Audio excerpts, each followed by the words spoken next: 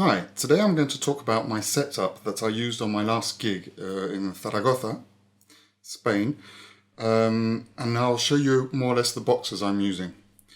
So the first box I want to talk about is this black box, which is the first one I made using axoloti, and it's quite a simple box, just a few knobs and buttons, and these white knobs can also be replaced by a switch just to use the light sensors instead.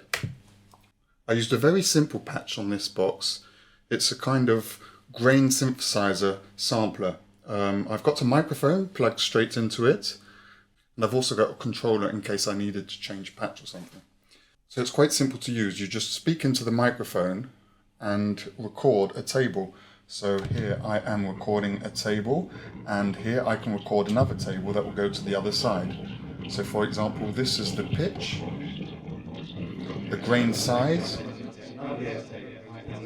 reverb here, distortion, grain start, and grain volume, microphone gain, grain start variation, grain pitch variation. So that way you can have kind of loads of strange things. And then it all goes through a filter, a low pass filter with resonance or a high pass filter.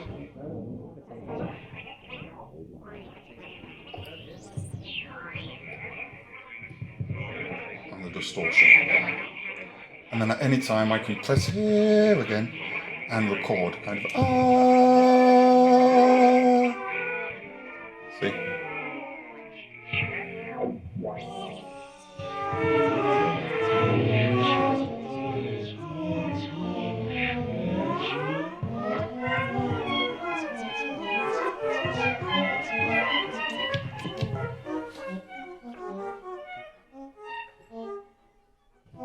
So that's the patch that I used on the black box during the gig. The second box I'm going to show you today is the yellow box. So I've made two of these, they're the same, but I'm only using one. During the gig I had an earpiece that was getting my pulse and sending it in here, because these pots are actually doubled by jacks. So that way if I want to put a sensor or another synthesizer, I can plug them in and out. So this used to have my ear sensor, but I can also, by pressing this key, change and have real speed. So here I just choose the speed using this, and if I press on this button, it's listening to the sensor, and each time the sensor goes down, up, it goes down, goes up, goes down, goes up. So this would be my pulse. So by pressing this button, I wasn't sure if it was going to work, so I put a security. By pressing this button, I just go into a square LFO, where I choose my speed. So it's got a clock divider where it can go twice as fast, half as fast, quarter fast, whatever. Always useful. And the clock is coming out of here and coming into this synthesizer, and coming out of here and going into here. There's two synthesizers, but we'll talk about that later. So this clock is kind of controlling all the rest. What else does this box do? It's quite easy. It's got a sequencer. So this is the amount of steps. So if I put a small amount of steps and record something, so by pressing this controls the yellow box. So here I've got a range of my 3 lines, and the 4th line is a copy of one of these lines, maybe with a multiplier, can't remember. So this is the range of each of them. These control the scale, we'll talk about that. This is the attack and the decay of the synthesizer, and this is the cutoff.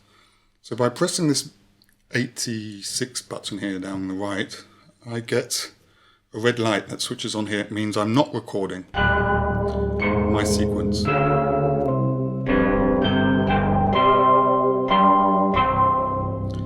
So as you saw, I pressed on 62. That means by pressing on here, I'm always in a scale with C, G, C.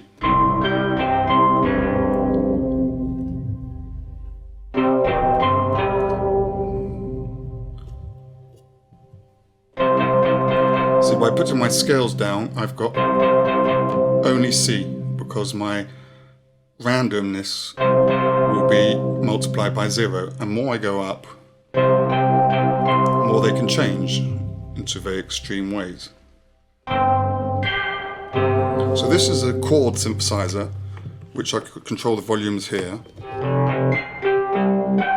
with some strange kind of synthesis.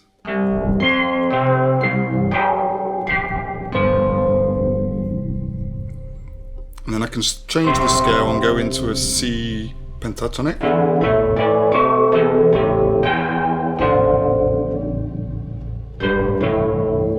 Or C major. Or some alternative scale.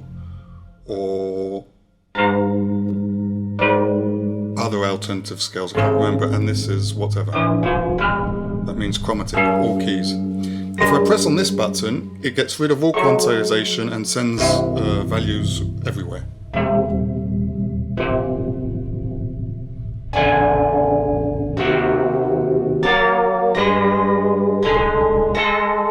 So as you can hear, I'm listening to a sequence that I recorded. If I press here, it gets rid of this sequence, and this is the amount of steps, so I can start recording and just have sequence that goes along. Let's do it shorter. And then I can make it shorter. Or longer. The decay. This is also the same thing as this, cutoff frequency. So by pressing here,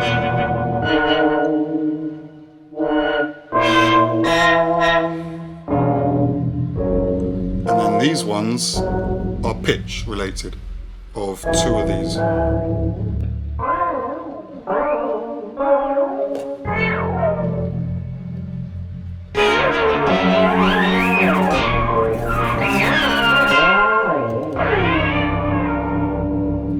So if it's quantized, you hear steps.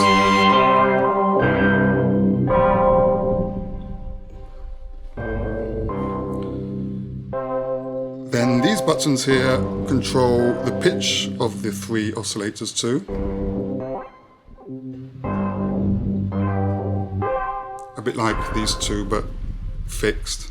And then we've got some low noise that can come, and that's on the same gate. A high pass filter in case I'm fed up of the bass frequencies, and then this low pass filter has also got a resonance knob here, so has the high filter frequency got to resonance. And then this low noise, I can pan it around here, so not very useful, but I can do it if I want to. So this yellow box then sends the information to this keyboard. So this keyboard is actually 2 axolotis with quite a complicated patch on each board. The first one up the top, which I'll be calling Axo 1, is a wavetable synthesizer.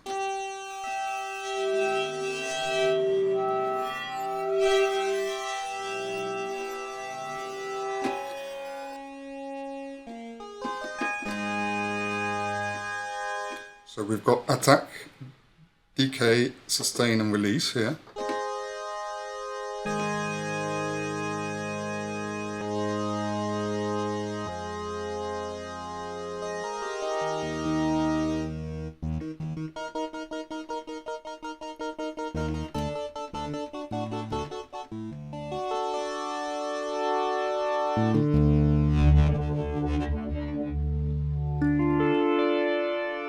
So it's quite a big wavetable, and I can also use an LFO to go through the wavetables. So this is the scale, so here if it's down to 0, it stays normally to the same wavetable, and then if I start going up, we'll hear it go through the wavetable.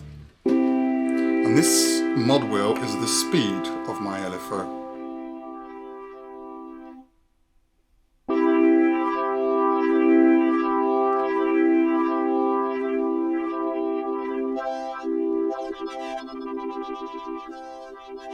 but it's mainly low speeds.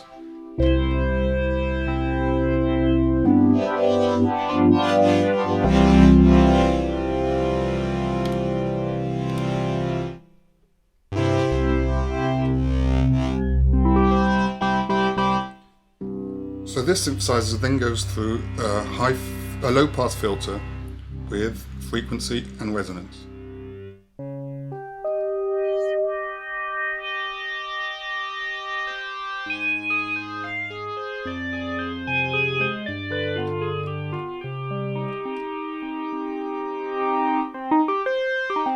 And you can also detune this wavetable because there's two synthesizers.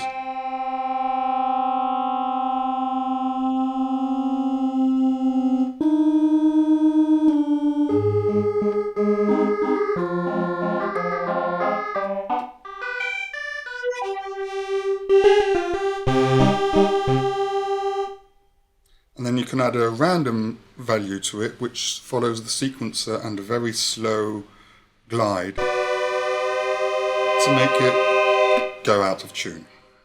So this is half of the first synthesizer. There's a second half of the same first synthesizer. If I press this key on this keyboard, it changes the channels. So I'm now on channel 2, and this gives me an arpeggiator with an envelope here.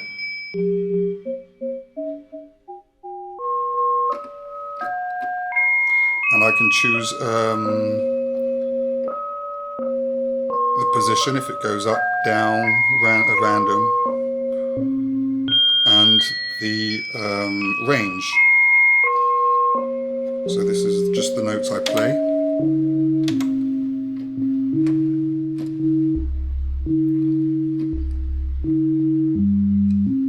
And I can choose the speed here, where I wrote clock variation.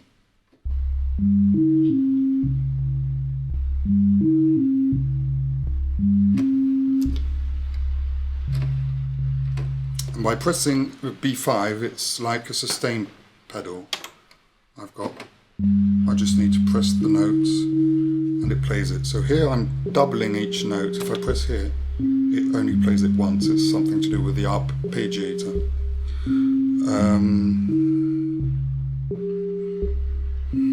This is the volume of each synthesizer. This is the arpeggiator, this is the pad. The arpeggiator actually uses an FM synthesizer, so you can double one oscillator with the other, or modulate one with the other, and have these kind of fun FM sounds.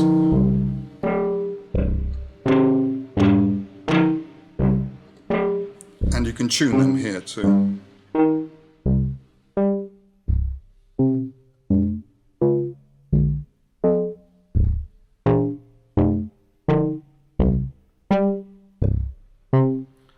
Last thing on this synthesizer, I can modulate my pad with the arpeggiator. So if I get rid of this arpeggiator, it's still going behind. Okay, I've still got the sustain going, and press a chord. Oh, get rid of the random tune, and change this knob. I'm starting to get the arpeggiator that is modulating my wavetable synthesizer, and I can have it shorter or bigger.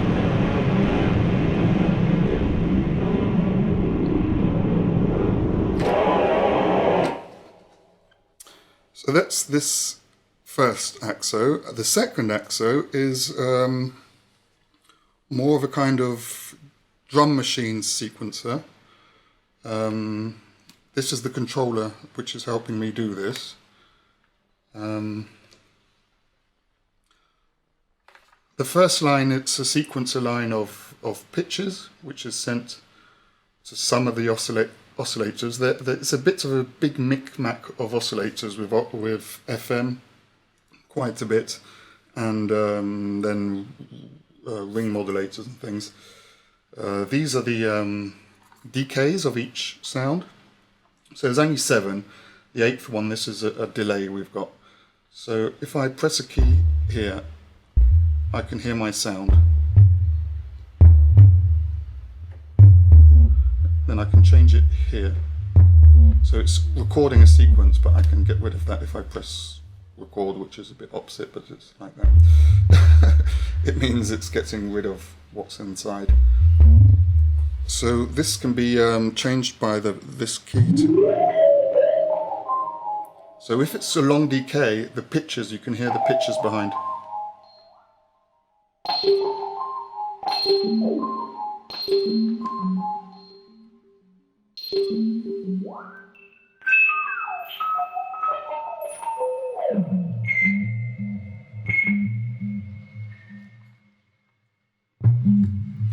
So this is one, and then I've got several like this.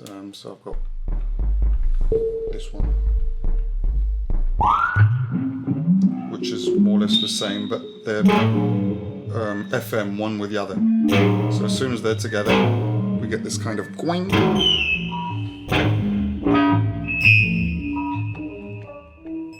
Third one.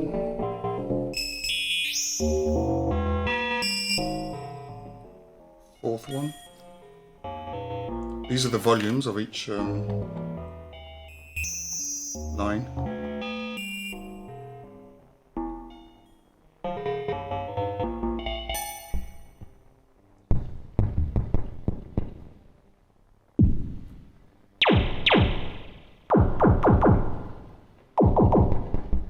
Some only react when the others play too, so it's a bit... But you can record a sequence quite easily.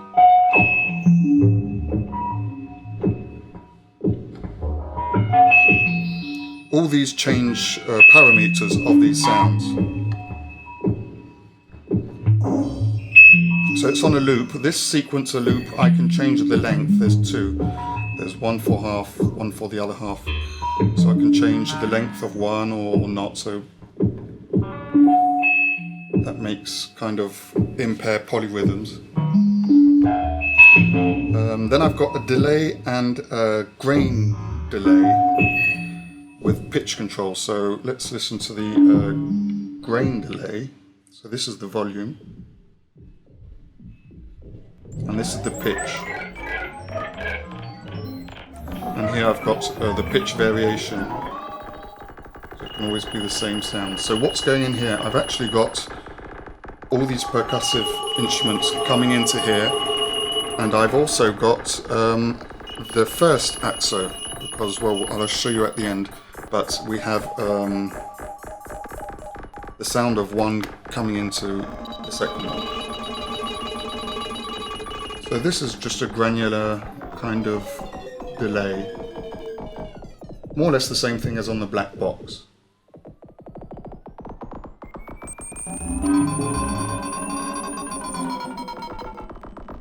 I can also change this is the grain start, I think.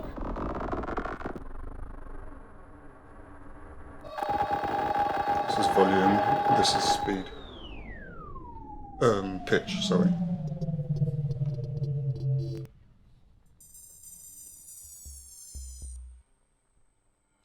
So then I also have all that going through a delay, a simple delay, with a speed. It's quite short, so I can do these kind of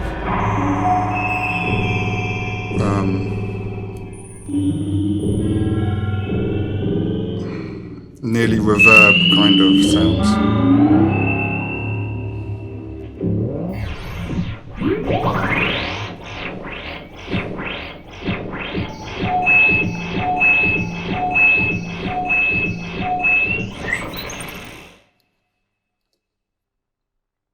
So that's for this synthesizer. And the last one I used is the ribbon synthesizer. So here it comes. It's the last one I've made. So it's quite simple. I've got a position sensor and a pressure sensor. The position sensor is recording the low position and the high position, so I can have two positions at the same time. I've got a small joystick, which I use here mainly just for octaves up and down. And I've got a knob here on the side, which for this patch, for example, is like a bow.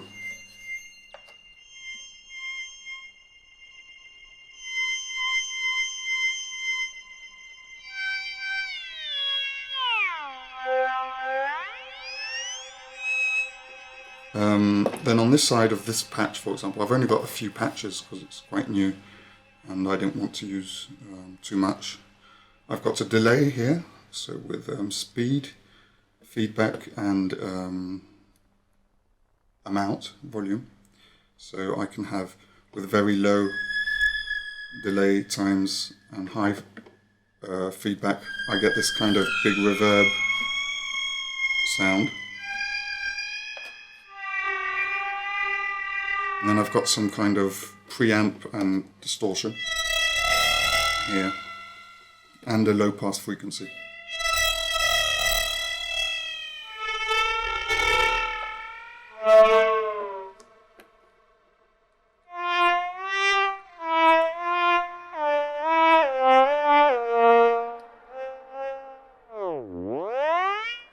Then other patches, I've got FM. There's always a delay here, normally.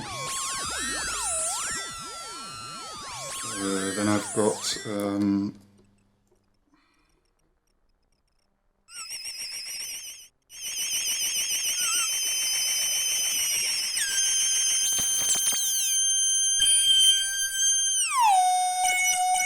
a wavetable synth.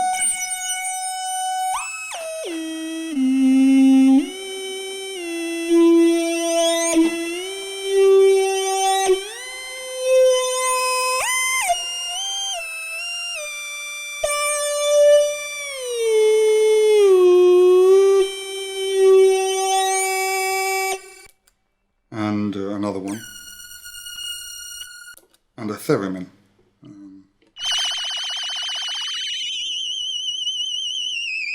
with a chorus here.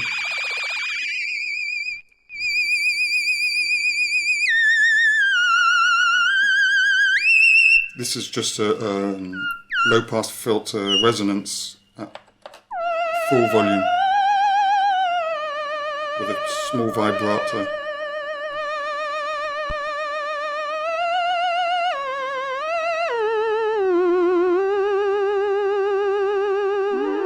Delay.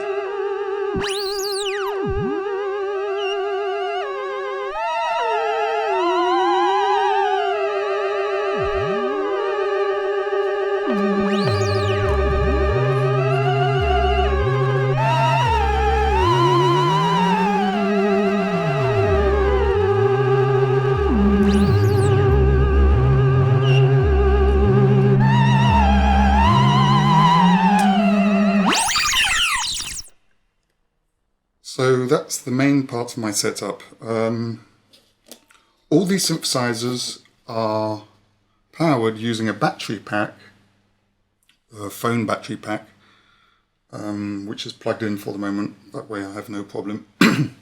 But if the electricity goes down, it all stays lit, so I have no problem. And I can also walk around with this wherever I want. The sound, it's all going into a mixer, so this one's got 2 channels, this has got 2 channels, this has 2 channels, and this has 2 channels even if it could have 4.